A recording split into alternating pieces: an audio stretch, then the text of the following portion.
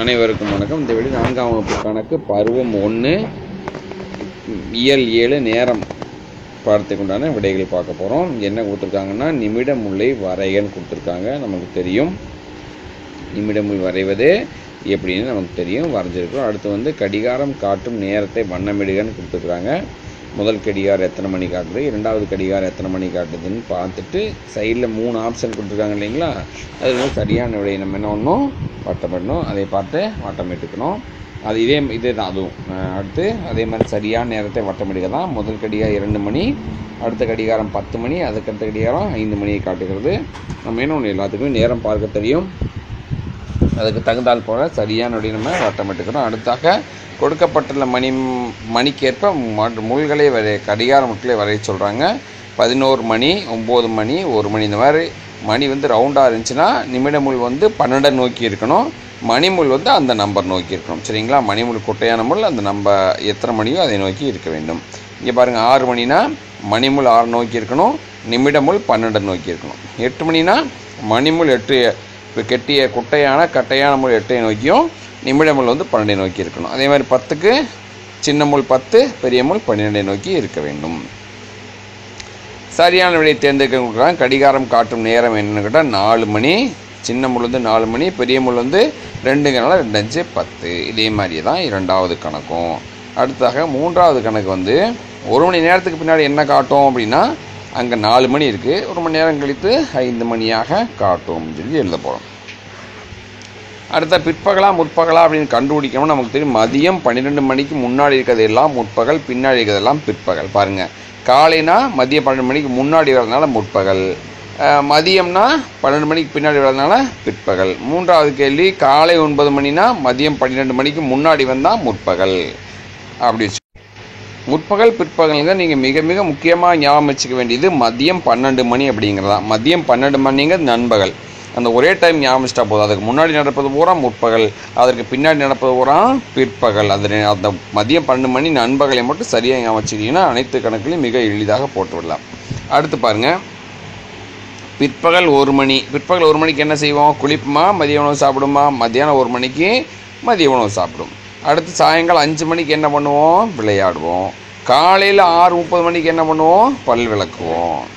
அடுத்தாக குமார் 6 மணிக்கு எழுந்தான் எனில் அவன் விழித்த நேரம் என்னது. காலை 6 மணிங்கிறது என்னது, முற்பகல், ஏன்னா மதியம் 12 மணிக்கு முன்னாடி வந்துடுது. மாலை 5 மணிங்கிறது மதியம் 12 மணிக்கு பின்னாடி வரனால பிற்பகல். அதே மாதிரி மதியம் 12 மணிங்கிறது சரியாக 12 மணி வந்தால் நண்பகல்னு சொல்லுவோம். அது முற்பகலும் கிடையாது, பிற்பகலும் கிடையாது.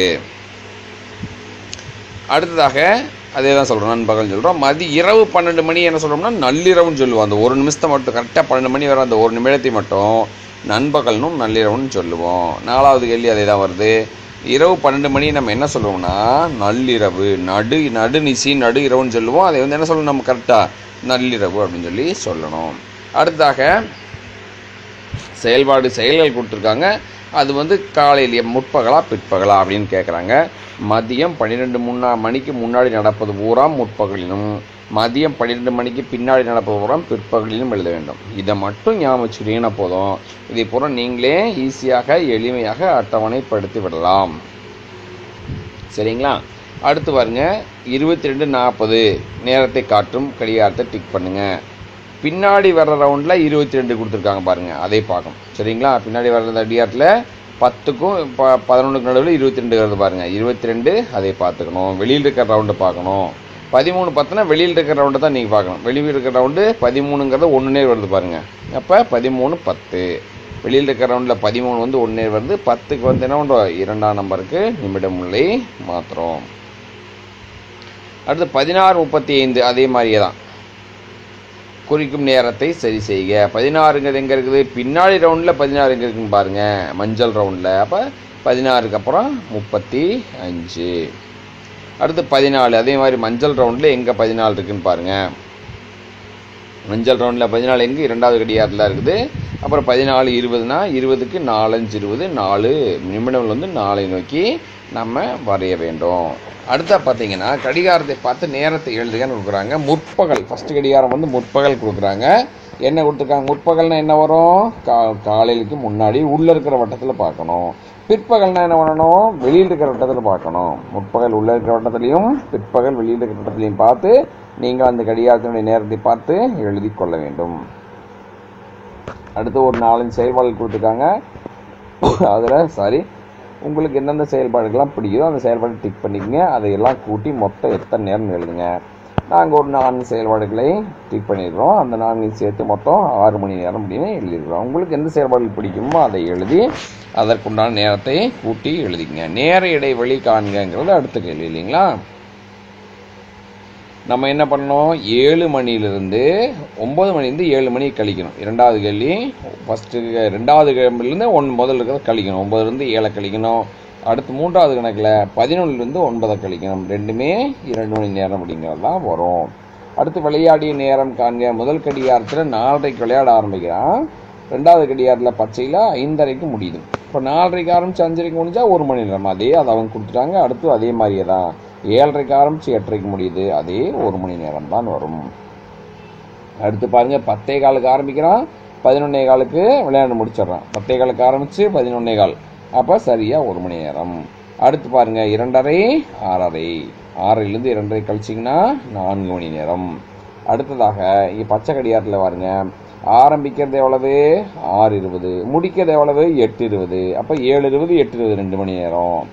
அதே மாதிரியே தான் மூன்றாவது கணக்கும். மூன்றாவது கணக்கில் சரியாக நீங்கள் போட்டு பாருங்கள், 3 மணி நேரம் அப்படிங்கிறது நமக்கு விடையாக வரும். அடுத்து நானே செய்வேன். நம்ம எப்பவும் சொல்வது போல் நீங்களாக முயற்சி செய்து பாருங்கள், எத்தனை மார்க் வருதுன்னு பாருங்கள். அதற்கு பின்னாடி இந்த ஆன்சரை வச்சு செக் பண்ணுங்கள். இது என்ன ஓரளவுக்கு நல்லா 8 9 தான் மிகவும் சிறப்பாக செய்துள்ளீர்கள்.